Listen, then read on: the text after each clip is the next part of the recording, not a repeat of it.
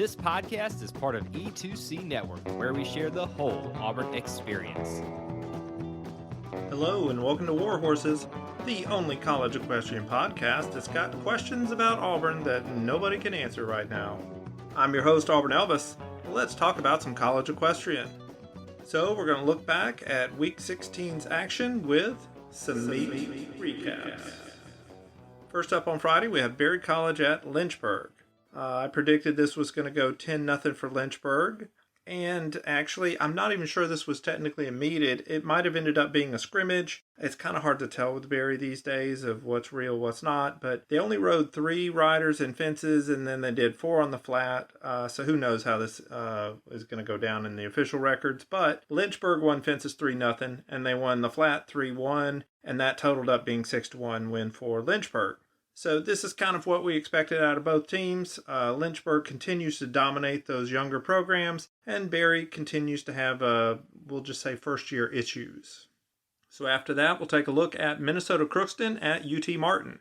I thought this was going to be an 18-1 rout in favor of the Skyhawks, and that's exactly what happened. Fences went 5-0 for UT Martin, flat went 4-1 for UT Martin, horsemanship went 5-0 for UT Martin, and reining went 4-0 for UT Martin. The Skyhawks are on a roll right now. They're looking good against all the smaller schools, and if they can keep this up, they may just go to Ocala. For Minnesota Crookston, they lost again, but they still represented themselves well, and they got a point in a tie where they could, so they did okay. Next up, South Dakota State at South Carolina. I thought this was going to be a 15-5 win for the Gamecocks. Let's see what really happened.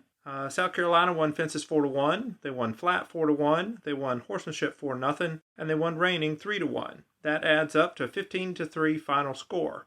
The Gamecocks showed no mercy in their final regular season meet, and they pretty much solidified their path to Ocala with this win. For the Jackrabbits, there really wasn't much hope going into this one that they were going to get the upset. They got a few points, got some ties, and they would basically have to prepare for another meet the following day. But before we get to that, let's take a look at TCU at Baylor. I thought this was going to be a 14-3 win for TCU. Let's see what happened. Fences went 2-2 for everybody. Flat went 3-2 for Baylor. Then the Western events happened, and TCU won horsemanship 4-1, and they won reining 4-1 as well. That ended up being a final score of 12-7 TCU. So the Frogs handled Baylor pretty easily. We'll see if they can do that against SMU on the road next week. For Baylor, their regular season is now over, and they're really hoping that they can do well in the Big 12 tournament and use that to hopefully get an invite to Ocala. So on we go over to Saturday, SMU at Auburn. I thought this was going to be a 10-9 home win for the Tigers. Let's see what really happened. Fences went 3-2 for Auburn. Flat went 3-1 for SMU, horsemanship went 3-2 for SMU, and reining went 2-1 for Auburn. Add all that up and we have a 9-8 win for SMU. So for the Mustangs, this was that road win that they were missing on their resume. It all but erases that loss that they had at Fresno State last in the fall. And it gives them just a ton of confidence as they're going to host number 1 TCU this weekend. For Auburn, things aren't looking so great. Having 4 straight road losses, you could kind of explain that away by saying, oh, it was a factor of the scheduling. But losing at home, it just shows that they are a step behind most of their peers right now, and you just can't deny it. And things don't get any easier for them with number 2 Texas A&M coming to town this weekend. So really, there's blood in the water at Auburn, and the Sharks are circling.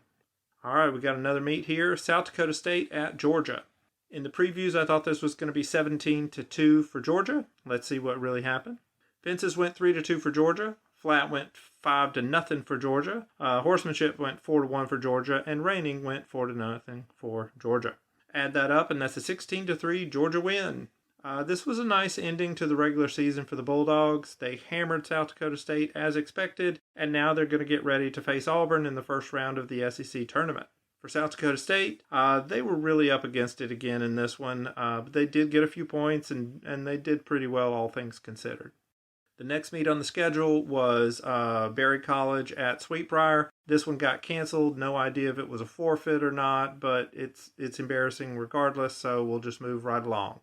Now we have Oklahoma State at Fresno State. In the prediction, I thought this was going to be a 12-6 win for the Cowgirls. Here's what really happened. Now, I will say that I missed this one live. I didn't get the head-to-head favorites out because I was over at Auburn keeping track of things over there, taking my notes for the article. But here's what really happened. Fences went 4-1 for Oklahoma State. Flat went 4-1 for Oklahoma State. Horsemanship was a 5-0 sweep for Oklahoma State. And reining was 4-1 for Oklahoma State. That led to a whopping 14-6 win for the Cowgirls.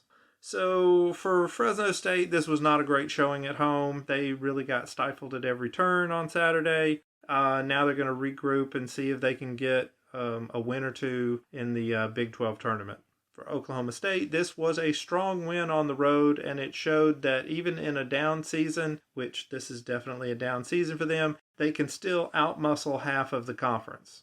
So we'll go over to Sunday. We had one more meet. Oklahoma State then went over to UC Davis.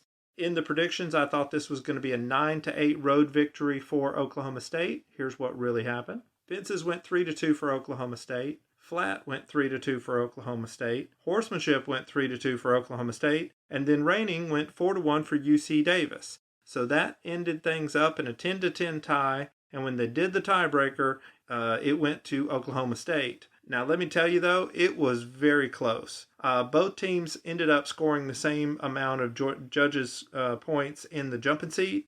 So basically, everything was going to come down to who the better Western point totals were. And even though UC Davis got the most points in terms of score points head-to-head, the raw score judging points tipped ever so slightly in the favor of Oklahoma State. They had a half-point lead in the Western ones, and then when you apply the Western equivalency formula, blah, blah, blah, that basically made it a 1.25 point win in the tiebreaker score. I have never seen a meet end up that close before. It was just incredible. So for Oklahoma State, this was a big non-conference win. If anybody was thinking that the Cowgirls were not going to make it to Ocala this year, this proves that they will. I think I said last week that they would probably make it even if they had lost both of these California meets, but it was going to be really helpful if they'd win at least one of those. Well, they won them both, so they're pretty much a shoe-in to get to Ocala. For UC Davis, man, this really would have been nice if they could have gotten this win. It would have helped their chances out a lot to maybe sneak into Ocala. But as things stand, now they're going to have to run the table. They're going to have to win their conference tournament. And they're going to also have to hope that whichever team wins the consolation meet in the Big 12 tournament doesn't do it and look good at it. So that's really a tough situation for them to be in. So they're probably not going to go to Ocala. All right, so that was all of this weekend's action. Now let's turn our attentions to the Golden Score Sheet Awards. The Golden Score Sheet Award is a competition where each week I review all of the official score sheets and I award deductions and bonus points based on the number of errors that I find. Every team began the season with 100 points, and at the end of the season, the team or teams with the highest point totals will win an actual award from me commemorating their achievement in outstanding records keeping. So I'm not going to go into detail here. If you've been listening to the podcast for any length of time, you know what's up. I'll just say that one team is in the lead, TCU, and everybody else is not. All right, so with that out of the way, let's take a look at the official Auburn Elvis College Equestrian Rankings. Okay, this week, no change at number one. Number one is TCU. The Frogs are 11 and amazing. They dealt with Baylor pretty solidly, and now they will face their toughest test of the season on the road at SMU. At number two is Texas A&M.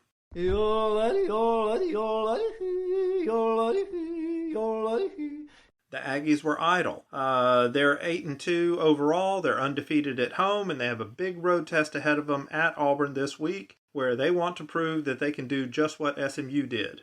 Speaking of which, number three is SMU. The Mustangs, like I said, they really were missing a big road win on their resume, and they got that this past week. So I'm going to bump them back up to number three. They won at Auburn. They put an end to the sport's longest home winning streak. They're 8-4. All of their losses on the road. So now they're going to finish up their season hosting TCU. Number four is Georgia. The Bulldogs easily handled South Dakota State this weekend.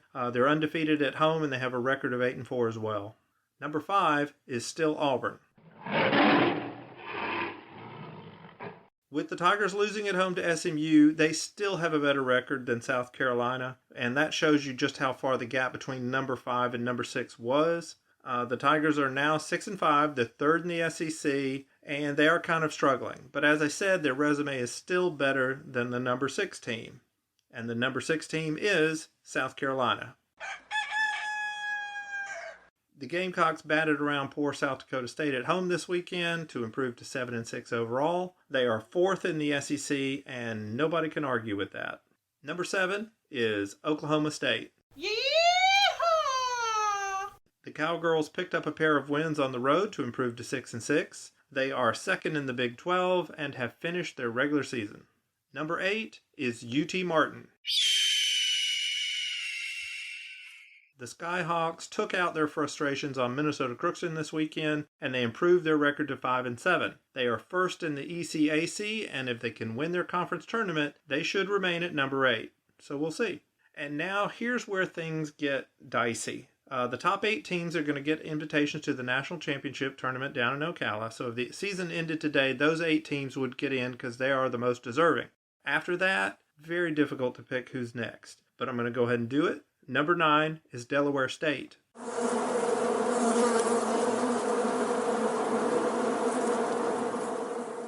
In most weeks, the Hornets' thin resume would work against them. They just don't have as many meets as most teams. But this week, it helped them because all the teams around them just were picking up losses.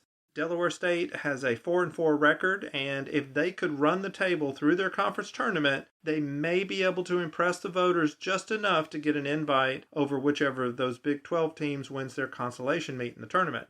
It's not great odds, but it is still technically possible. At number 10 is Fresno State.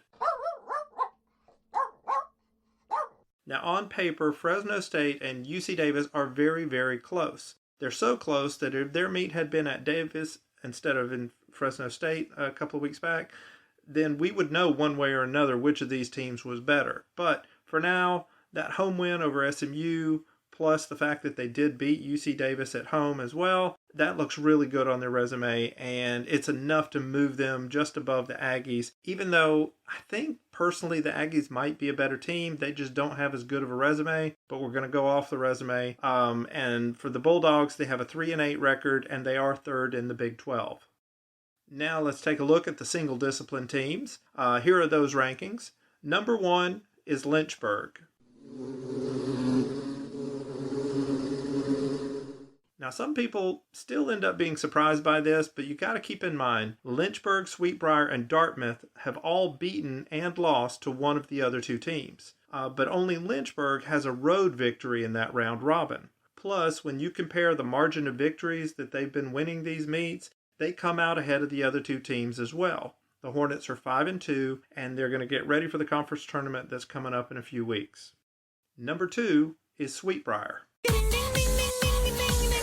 The Vixens' resume is just a tiny bit behind Lynchburg's this season. Their record is 6-1, and when you compare the measurables like road victories and margin of victory, like I said, they are just a step behind Lynchburg. Number 3 is Dartmouth. The Green are the 3rd team in that trifecta that I mentioned before. They have a 4-3 record. Their season is also over in the regular season, and they're going to look forward to the postseason tournaments coming up. Number 4 is Swanee. Now, I want to point out that if I were going by equitation over feelings, I would not have Swanee at number 4. But they did a really good job of scheduling. They scheduled a whole mix of single discipline teams, not just the tough ones. So their 3-2 record is better than the record of our next team. And that next team is, at number 5, Sacred Heart. The Pioneers are only 1-5, but they have shown flashes of greatness at times. I honestly think Sacred Heart is a better team than Swanee, but because they have a tougher schedule than Swanee did, and they picked up a lot more losses, their resume doesn't look as good as the Tigers. So if there is a conference tournament waiting for them, not really sure because they don't fill that sort of stuff out in their schedule, but I hope they do. And I really hope they get to face off against Swanee, and that will tell us which is the better of those 2 teams. And then we have 3 more teams that kind of round out the top 8. Number 6 is College of Charleston. The Cougars have a win over Bridgewater, and they're about to pick up 2 losses when they visit Auburn, and then they ride against Texas A&M this weekend. But this is their first year, so frankly, getting that big win over Bridgewater is a nice achievement. Speaking of which, number 7 is Bridgewater. The Eagles' record is 0-7, but they still have their conference tournament upcoming, so we'll see if they could shock the world there. And at number 8 is Berry College. The Vikings' first year in the league has not been without its hiccups, but they did finish the regular season at Lynchburg, at least we think they did, and we'll see where the future goes for them. All right, that's all of our rankings, so let's take a look at this weekend's action with some meet previews. First up on Friday, we've got College of Charleston at Auburn. Tigers by 1,000,000 here. Actually, Auburn is probably nice enough that they're going to put out a decent collection of younger riders in this one. They're still going to win this. It just won't be 8-0. We'll say that Charleston probably gets a point, and so this one ends up 7-1 Auburn. Next, we have TCU at SMU. So this is the big one. This is the rematch of the season's very first meet. TCU got that one. Can TCU get this one on the road as well and complete a perfect regular season? Let's see. I think SMU wins fences 3-1. I think flat goes 3-2 for SMU. I think horsemanship goes 3-1 for TCU. And I think reining goes 3-2 for TCU. Add that up, and I think we're going to see a final score of 9-9 with SMU getting the tiebreaker. On we go to Saturday. Texas A&M at Auburn. We saw Auburn pick up a 1-point loss to SMU at home. Can the Aggies do the same to them? Let's see. I think fences goes 3-2 for Auburn. I think flat goes 3-1 for Texas A&M. I think horsemanship goes 3-2 for Auburn. And I think reining goes 3-2 for Texas A&M. Add that up, and I think we're going to see a 10-9 win for Texas A&M. And then our last meet is Texas A&M against College of Charleston. So after that Auburn meet, the Aggies are going to turn right around. They're going to face the Cougars, and they're probably going to send out all their starters. They're going to show no mercy, and this is probably going to be 8-0 Aggies. All right, so those are all of the meet previews. And in closing this week, I'm going to give a special shout out to Auburn freshman Avery Glenn. On Saturday, during her flat ride, the horse she was on broke composure and just started rearing up, trying to buck her off, and then it started charging around the ring. Avery basically had to just hang on to the horse until it got tired and could be brought back under control. All this happened during a part of the pattern where she had dropped her stirrups, so she had even less control over the horse than she normally would. So very scary situation. Fortunately, everything ended safely. Glenn was able to do a re-ride as the final flat rider, and then she had to turn right around and be the very first fences rider about 10 minutes later. And she did go on to win that fences point, beating a very good SMU rider in the process. So hats off to Avery. We're glad you're okay. We're glad the horse is okay and that disaster was averted. And it's a situation like that, it should really give us all some perspective about what's going on with the sport. Yes, we all want to win. We're all disappointed when we don't win. But at the end of the day, these are groups of young ladies going out there. They're putting themselves at risk so that they can represent their schools and their communities. Now, yeah, only one team is going to win a meet, but still, every athlete has a chance to represent themselves well and their programs well. So that's what we need to focus on, even in those days when you don't get the win. And that's all for this episode. I am your host, Auburn Elvis. I thank you very much for listening, and war horses. Thank you for tuning in to today's episode on the E2C Network. On your way out, I want to remind you to stop by e2cnetwork.com. It's your one-stop shop for all our content across our podcast, YouTube channel, and much more. To stay up to date with us, make sure you're following social media accounts such as Facebook, Twitter, and Instagram. While our content here may always be Auburn sports heavy, if it's orange and blue, it's what we do.